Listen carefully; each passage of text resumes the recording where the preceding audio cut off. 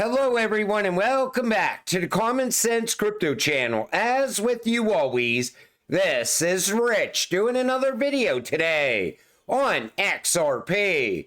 So I hope you're all having a wonderful day today wherever you are in this great world. We're going to talk a little bit about XRP, but I'm also going to talk about other things that are going on as well. So David Schwartz says, I took the political compass test. The results did not really surprise me. And you see, he came in right here. And then he goes on to say, I will say the fact that it put me so far right does suggest, as many on the right have claimed, that the center has shifted. The fact that many who follow me think I'm on the left suggests they've shifted very far right. I think what we're looking at today is a uniparty. I think all these politicians are pushing for all the same agendas. You know, that's why I'm hoping that somewhere we get some sort of change. I think a lot of these, politicians that are in Congress need to get voted out. We need to get new people in Congress because Congress actually makes the laws in this country.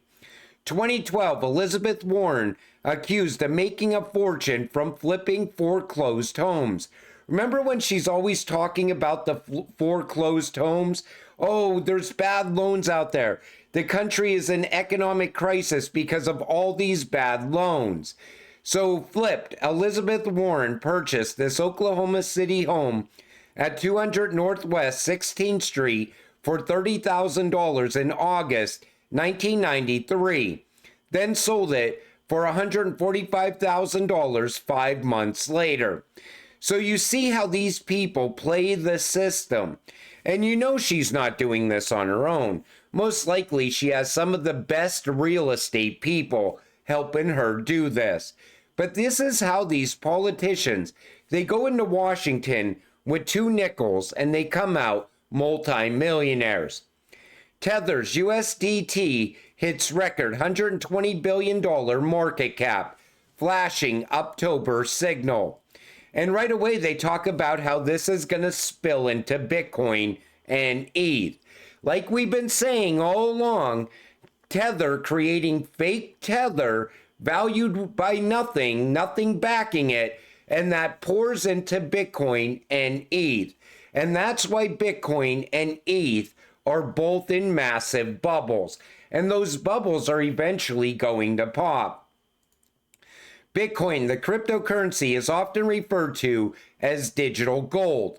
But now it is possible to mint and trade physical gold on the Bitcoin blockchain via the Ordinals protocol, essentially encoding ownership of the yellow metal into an NFT, or tokenizing it. Now, I don't know why anyone would want to move tokenized gold over the Bitcoin blockchain when there's so many better options out there. And I always told you, once they start tokenizing gold, that will end the narrative of Bitcoin being digital gold. Now, this comes from George Gammon, and I missed this when I read the white papers from the BIS. Blueprint for the Future Monetary System, Improving the Old, Enabling the New. And he says, I've been studying their plan for a global CBDC for the last couple of days. One horrifying realization I've had is all private property that has legal ownership, think house, car, stocks, will be recorded via tokenization on their unified ledger based on their rules. So they don't have to make Bitcoin, gold, silver, cash illegal. They just won't transfer legal ownership of property unless it's paid for with money that has been tokenized and operates within this ecosystem of their unified ledger. He goes on to say, Luke, you need to read and fully understand every word of that report. There is no scenario where it's bullish for Bitcoin if they implement a global unified ledger. Every advantage of Bitcoin Lightning Network outside of 21 million and some form of privacy is gone. Unfortunately for the average Joe, a CBDC global unified ledger will be vastly superior to Bitcoin. If the argument for Bitcoin is that it's superior money and people always gravitate to superior money, that argument for the normies would be in favor of the CBDC. But I read through this white paper and they classify XRP as a utility token. They classify Bitcoin as a store of value. You know why they said store of value? Because they're going to tokenize everything of value in the future. And they're going to take Bitcoin under that and they're going to tokenize it. So think about it. Say you're holding 100 Bitcoin right now. You think you're rich. You're like, oh, I could cash this in right now for millions of dollars. But here's the problem. Once they tokenize all of the Bitcoin, you have to buy all those tokens that go with the Bitcoin that you already own. So that's how they're going to shake you out of all private property. Same thing around the house. Now, I talked about this a little bit on X, and this is the way I look at it. If you get rich off of your XRP, right, you could then go buy 100% of the tokens for every item that you want to buy. Like, in other words, say you want to buy a house. You wouldn't just buy, a tokenized house. You would buy all the tokenized tokens that belong to that piece of real estate. Same thing with a car. You buy 100% of the tokens and you would own the entire car. And I think that's how rich people are going to be buying things in the future, because that's what makes sense to me. If you're going to get rich, what's the sense of getting rich if you can never own 100% of anything? You would always be renting pieces of the house. You would be renting pieces of a car, but not if you're rich. And we're already on the path to this. Everybody talks about the U.S. having a stock market crash, the U.S. dollar plummeting in value. But it's not only happening in the United States. The UK's looming economic storm, a crisis engineered by policy, ignored by mainstream media. The UK is going through the same thing that the US is going through right now. It's a global event, because once they freeze the system, they're going to freeze the entire system globally. And then when the new financial system comes up and running, it's going to be a global financial system as well. So the bottom line here is this crisis is not just an economic failure. It's a manufactured collapse engineered by those in power. The fallout will be used to consolidate control, with the UK's future independence hanging by a thread. It's a high-stakes game, and the citizens will be left to foot the bill once again, as the architects of disaster walk away unscathed. The rich are going to walk away from this economic crisis into a better system. Anybody that does not get rich off of this once-in-a-lifetime opportunity is going to end up on UBI, Universal Basic Income, tied to the CBDC system. Now, a lot of people ask me, how do you prepare for this? Well, here's Whitney Webb explaining how you could prepare. I'm going to give you my own way of preparing after you listen to this clip. Need to start thinking about making my own food. Then I'm like, whoa, we are planning for a catastrophe here at this point. So in a near-term timeline, let's say the next 3 to 5 years, how bad do you expect it to get on a scale of I can keep going to the grocery store to I better have my own farm? And how far are you going in your own life to plan for wherever you think we are going to be on that spectrum? Well, I feel a little weird making these kind of predictions because obviously no one knows exactly what's going to happen. But I think it's better to be over-prepared than under-prepared. That's just my personal opinion. And I know not everyone feels that way, but at the very least, as someone that lives in South America, like I've talked to a decent amount of people from Argentina that lived through the economic collapse there in 2001. And a lot of what I've heard is that mental preparedness is very, very important. So maybe you don't have the resources to really prep or prepare for some sort of major crisis, but you can think through at least what you would do and have some sort of plan if things do get bad.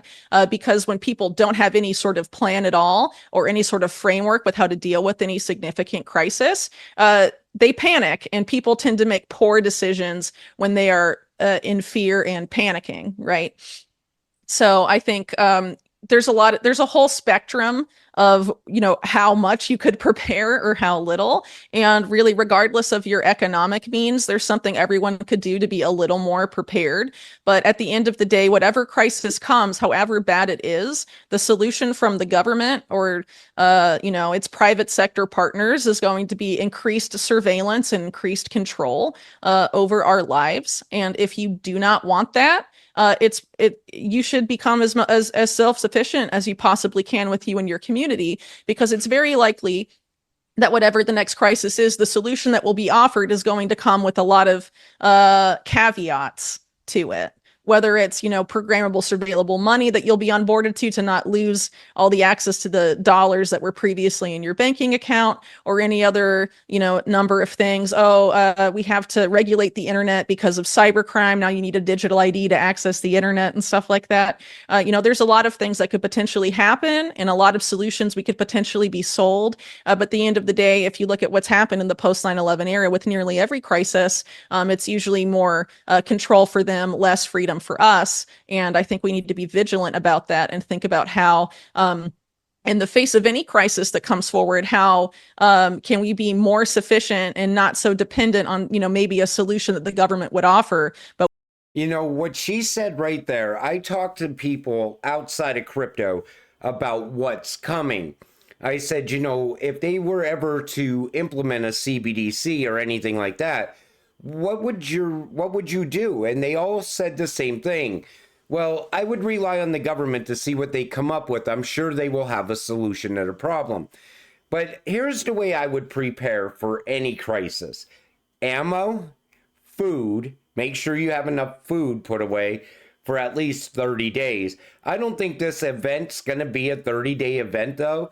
I think I'm more on lines with Jim Rickards saying that one day you're going to wake up and the system's going to be frozen and you don't have access to your money. And then within a couple of days, the new system rises. And now they're putting people on CBDC. So I don't think it's going to be a prolonged event. Like, I don't think it's going to last any more than a week, maybe at most. But I would prepare for that to happen. And, everybody would say, well, this isn't even going to happen. How do you know this is going to happen? You got to be prepared for anything. When you're watching a transformation from the current financial system over to a new digital system, and I'm showing you the rails for the past 2 years, over 2 years now, that Ripple is putting in all around the world for XRP to run on. That new system is already coming. The BIS is telling you, the IMF is telling you, the World Economic Forum is telling you. Even our own Treasury here in the United States, Janet Yellen, is preparing for CBDC. So if you went back in time to 2019 and you told people, hey, a pandemic is coming, most people would not have believed you back then, but it actually happened. Same thing I think is going to happen here. A lot of people don't believe that this reset is going to happen, but I absolutely see it coming. And I've been showing you it coming for, years now. I remember when I was making Great Reset videos back in 2022. And back then people said, that's like a decade away. That's 2030. But I think this is going to happen a lot quicker than 2030. And you could see it. So credit card debt is surging exponentially, far surpassing levels seen in 2008 and 2020. History suggests that such high levels of credit card debt often precede economic crashes. And the Fed lowering rates. Everything that's going on right now is leading us into a crash next year. And it's the same reason I told you, if you plan on getting into real estate, most likely next year is going to be the year to do it. And when it comes to tokenization of real estate, I think if you own the house, I think it's going to be up to you if you want to tokenize it. However, I think at some point later, they will want to tokenize private property as well. But you will be prepared for that also, because you will have already made money in this space. You will have already made a lot of money off your XRP. And maybe if you don't sell your XRP, there's a lot of maybes going forward. But I'm always thinking about this. If you don't sell your XRP and you're getting passive income, even when they tokenize your property, you could just buy 100% of the tokens and it would remain your property. Then you pass the tokens that go with your property down to your children and then down to your grandchildren, kind of like generational wealth. Morgan Stanley joins the propaganda. Illegal immigration has provided a substantial positive labor supply shock, supporting more than 3% GDP growth last year. A sharp reversal of immigration would be a stagflation shock, slowing growth while boosting inflation. So now you have companies and you have people like Morgan Stanley, well, not people, but organizations like Morgan Stanley telling you that illegal immigration is good and it's going to keep inflation down. You take notice how they always say, well, open borders is good because all these people can go to work and you could stay home. Or, oh, they're going to do all the jobs you don't want to do. They always try to spin it as a good thing, but we all know what it's going to lead to. It's going to lead to digital ID, and everybody's going to become a one world citizen, a global citizen, and then they will tokenize they'll tokenize you through your digital ID. And I think that's where BlackRock's going when they're talking about tokenization. They know what's coming. You know, BlackRock is controlled by the elites. They know the entire plan. And even them getting involved with Bitcoin, wait until they start tokenizing all the Bitcoin. Most likely that's going to start through a company like BlackRock. But you know, people think like Bitcoin is the freedom coin. They think that it's somehow they're going to transact in Bitcoin away from CBDC. That's never, ever going to happen. They will tax the shit out of Bitcoin. They will make it where you cannot even transact in Bitcoin as time goes on because there's not going to be any competition to their CBDC. But I just wanted to give you an idea on how to prepare for what's coming. And like I said, you know, people are already talking about growing their own food already. I hunt, so if I have to, I will, you know, get meat that way or get food that way. You know, but always have ammunition. Make sure you can protect yourself. And, you know, that's the best way to prepare, in my opinion. But, you know, there's other ways you could prepare as well. Definitely, you know, talk to your neighbors, things like that. I mean, most people today don't even get along with their neighbors because the United States is so divided. But, you know, there's so many ways you could prepare for what's coming. But I don't think it's going to be this long drawn out event either, because they already have the solution. Their solution is CBDC. Their solution is digital ID. Their solution is surveillance state, and that's what they're going for. So I think they'll freeze the system on Sunday, and by Tuesday, the new system will already be up and running. But that's just my thoughts. What are your thoughts? Put it in the comments section down below. With that said, I'm going to wrap up this video. I want to thank you all for watching. I appreciate all of you. I'll see you in the next one. Have a great night.